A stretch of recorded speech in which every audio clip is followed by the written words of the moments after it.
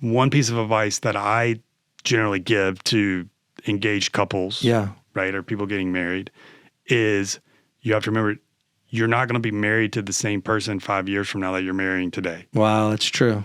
Okay. They're going to be somebody different. That's true. Because all we know is we're all going to change. Yeah. So when I look at and I think about my wife's and mine relationship, or I think about marriage relationship, the challenge is when you say pursuing, what I think in my mind is we're trying to change together in the same direction. Right.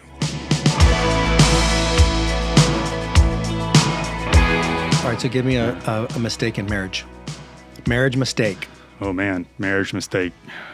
That you're willing to share. You can block the my wife's IP address. No. Oh man. She's got to be okay with you sharing it. So she's got to be okay with me sharing it. Yeah. Well, can I call her real quick and ask her? Let's see. Baby, what's the one mistake? I mean, she'll give you lots of mistakes, I'm sure. I know where I fail my wife constantly is the same thing, like, is being able to communicate with her. I withdraw. Like, that's what I like. When I get uncomfortable, I want to withdraw and not engage with her. Right? And so but those are the points where she's generally wanting me to lean in or say something or do something. And that's where I feel like, our mistakes. So they're just, I think when we build up a lot of, we've acquired this business. It changed our entire life and structure and everything. And one of the big, when we talk about mistakes, is it wasn't realizing that. So just like I talked about the bank, this one was probably even bigger because it involved my wife, right? And we knew she was going to work in the business, but she's having to work a whole lot more in the business because it's all women, and trying to be a man leading a bunch of women isn't helpful. They don't listen to me, right? They don't listen and respond to me. So she's having to take that front role. And so where I feel like I've been failing her is trying to support her emotionally in that change, right? So probably our biggest mistake, to your pointing out, is we probably should have put in more intentional time for us, right? When we were talking about that, my feeling for her is that I let that time naturally show up where it is, so that way I can maximize everything. And my mistake is thinking I can maximize our relationship, right? Like you can habit stack. That I can habit stack for our relationship, and I can, or things will naturally, like, as much as I've been intentional about my kids, have I not? I mean, I don't have a marble jar for my wife, right? And our time together. It's more difficult because we don't know how much time we have together, right? Hopefully it's a lot. Yeah. But that's a good point, though. You've got marble jars for the kids. You don't have a marble jar for your wife. I don't have a marble jar for my wife. So is there a way to, maybe that's, how can we, as we're sitting here thinking, right? How can we put that same perspective on time? How can we put a tangible reminder to remind ourselves of our wife and our relationship, right? Things that we can look at that are little mementos. So maybe that's where my biggest failure has been, that I haven't built those mementos to remind me, to keep me engaged in our relationship on a daily basis like I have with our kids. So I would offer that up. It's kind of a big one. I mean, it's not like a little small one. I fail her in daily ways too, but trying to put those same visuals and mementos to remind you every day as we're going through, because the challenge with your relationship with your spouse, right, that I find is challenging is that your spouse is the one person that gives you grace. So it's the one person you feel like you can be you with, right? Yeah. And so it's like when I come in, I want to be able to show all the ugly parts. Yeah. I mean, like, you know, I like want to let down the walls. But the problem with that is then I feel like you're burdening your wife with all like my junk, which is why I want to withdraw, right? Mm-hmm. And so I think, you know, that it's where it's like this whole paradox, right? Like when you have that relationship, it's like they take the brunt of all that. I mean, that's why the relationship is so beautiful, right? Like Christ, like we're supposed to be doing that for our wives, but our wives also do that, right? Yeah. They put up with us, and mine definitely puts up with a lot of stuff with me. You know, right? Yeah. And they're gracious to us, and we take that as I feel like the excuse is to take that as just accepting that grace, and then we don't come with that intentionality that we have. Because that's kind of the fear. It's like, well, I want to let down my guard and be off for a little bit, but at the same time, I need to have that same intentionality that I have with the other things. Well, and this isn't a bar that I'm setting, but it's the same intentionality or some essence of it when we started dating them. Yeah. You know, it's like you tried when we were pursuing them. When I was pursuing my wife, like I tried. No. I thought up ways to pursue her, to get her, you know? And to your point, it's like now I can be myself completely with her, and I can let my guards down, and, you know, we can relax together. But then there's that other part of like, I still need to be pursuing her.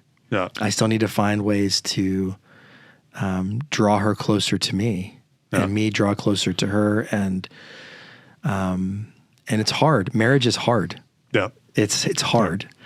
And I don't know that people talk about that enough. You know, I try to tell a bunch of people, particularly unmarried people, you know, without scaring them or anything, but like marriage is not easy. Yeah. Maybe even by design, some would say, you know, and it's shaving off our rough edges, and my wife is able to help make me a better man. That's part of her role.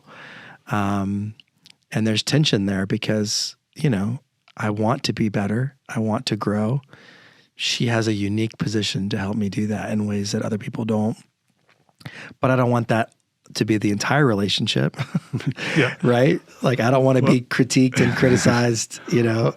Well, and it's so good what you said, where it's like shaving off and the word that came to my mind was polishing. Yeah. Like as you know, we're polishing like each other. We should. Yeah. One piece of advice that I generally give to engaged couples, right, or people getting married, is you have to remember you're not going to be married to the same person 5 years from now that you're marrying today. Wow, that's true. Okay, they're going to be somebody different. That's true. Because all we know is we're all going to change. Yeah. So when I look at and I think about my wife's and mine relationship, or I think about marriage relationship, the challenge is when you say pursuing, what I think in my mind is we're trying to change together in the same direction. Right. And that takes intentionality because we're going to change, right? We're going to change. The question is, what direction are we going to change? And is that direction going to be apart? Is it going to be away? Are we going to follow our own individual paths? Are we going to change in some way? Or are we going to, you know, kind of force ourselves into a changing together? Yeah. Which is where when you mentioned that, like, that's why I love that visual. Like, we're changing together and polishing and making each other better because we realize, hopefully, I know it is true for me, that we're better together than I ever will be apart. Amen. Business-wise, raising kids, family, right? Like, the two of us is so much more powerful than any one person. I mean, that's just in general when you see that. So, but that's where you have to realize, so I said my advice to new married couples is realizing that the person you're married to 5 years from now is not going to be the same person you're married to today. Yeah. They are changing. And our goal, when you talk about pursuing, because you're thinking, I think you're like, we have to pursue them when we're dating them. Yeah, but now we got them. Right. I don't need to pursue them anymore. I got them. We're married. Yeah. Right? Like I got a contract now, and you can't, But the It's a challenge, big deal to get out of it now. so, that's right. You just can't. But I think where we lose, what's so great from what you say about that continuing to pursue is, oh, wait a minute, she's changing. She's now a new person. Right. She's somebody else. Well, let me go pursue and figure out who that is. How's she changing? Who's she being? Yeah. Right. Well, and even like the inquisitiveness Yeah. of like rediscovering my wife, like that's something that I think is important. And I don't know that I do that very well. Like pursuing her in a way and finding out who is she. And hopefully, like to your earlier point, we want to be growing together. Yep. We don't want to be growing apart, but we are growing. That's right. The growth is going to happen. That's right. Are we going to grow together? Are we going to grow, towards each other and towards the Lord? Or are we going to be starting to grow apart? And, again, marriage is hard. It's difficult. It's worthwhile. I mean, I love my wife more than anyone on the earth, and she knows me, and I know her, and she's the most important person in my life. No. But she's also the person who can, provoke me the most, or we can get into that conflict, fight the fastest. If we're both having a bad day, and we just do that little poking thing. I mean, we're good at poking. If that time situation arises and we want to push buttons, like, we know what buttons to push. Well, the thing you have to remember about your wife, like I think, the thing that's so funny is you do know your wife so intimately. She knows you better than anybody. That's right. Hopefully, yeah, in general. she does. Yeah, that is a precious gift, right? Because you know what I can do? I can destroy her in an instant because I know how. To your point, I know what buttons there are. I know how to do that. I know how to, we know the buttons to push. She knows mine to push, right? Right. And so I think about that in kind of that opposite way. Like that is such a gift. I mean, handing somebody your, nuclear codes. Yeah, that's right. Right. To say, here are my nuclear codes if you want to blow me up at any point. I trust you and I love you enough to entrust this with you. Yeah. It's true. So, and in those fights, that's where you have to be really cautious and really thoughtful that you don't get anywhere close to any of those buttons. You stay self-control. I mean, like you don't think about having them like, oh, I'm going to they're not something to use. They're not something. Right. That's why you think about it as that's a gift. And then remembering that, hey, we have to have self-control. Yeah. Right. To use those. And as you were talking, I just had this vision, you being Brownswood, and talking about growth in plants. And I just had this vision of growing together, right? Two plants. What do they grow towards? The sun. The sun. And so if you put Christ in the Lord, if he is light and he's the sun, then the plants you put those at the head, where do the plants are going to grow? Right. They're going to grow together. Yeah. Right. Sure. So, putting the sun up there for you in your relationship will, ensure, but will drive you to grow together. I think there's at least it's a target. Yeah. It's a drawing. And then I think our relationship with the Lord tends to be one of, we have to be intentional because I think our natural ebb and flow is away from him, not towards him. And I think it's the same for our spouses.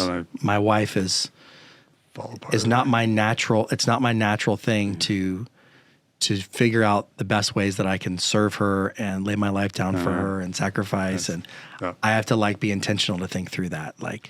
Don't be selfish, Ryan. Don't be selfish. Don't be selfish. Don't be selfish. Think about her. Think about her. Think about her. What about her? But so I think we have to be thoughtful about that and focused. And so I think that's really good. Share a mistake that you've had in business. Yep. So one mistake was cost me $10,000 was in going into partnership into business with a partner. The mistake there was we just were not good compatible partners in the way that we communicated, in the way that our work styles were. And so once we had started, we were all excited, but it declined very quickly after that point. Did you have a flag early on? Probably if I go back and look, absolutely. What was the flag? The flag was I was looking at wanting to do the business more than looking at the person. I needed the thing. And he was the mechanism. And he was the mechanism rather than realizing there were better options. I should have, I fell in love with the business. Right. You got that, got emotional. Gotta buy it itis. Yeah. I gotta have it. This is the right thing. I was looking at all the shiny stuff. He can help me. Yeah. The red flag was overlooking the red flags that were waving. Okay, so Jonathan, share something that's sort of a mantra or a phrase or something that you share with your kids regularly. One thing I tell my kids all the time, I remind them of, is that the summit is only halfway. And this is something that I kind of came up with from reading about mountain climbing and looking at mountain climbing. That's just something that's been of interest to me. But I found it really interesting that the majority of the time, like 90% of the time, when people die climbing mountains, which is highly risky, it's on the descent. It's after they reach the summit. Really? So, and I started seeing this all around in family and life and business, and that is so many projects fail in the last half. And those are, so if you're eating dinner just at home, I remind my kids, we eat, and then we have to clean up the dishes. So I just try to remind them that the summit is only halfway.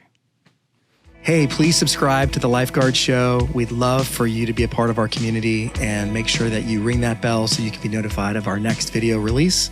And if you have any suggestions of content, please contact us through our website, thelifeguardshow.com, or you can leave us a comment in one of the videos on our YouTube channel.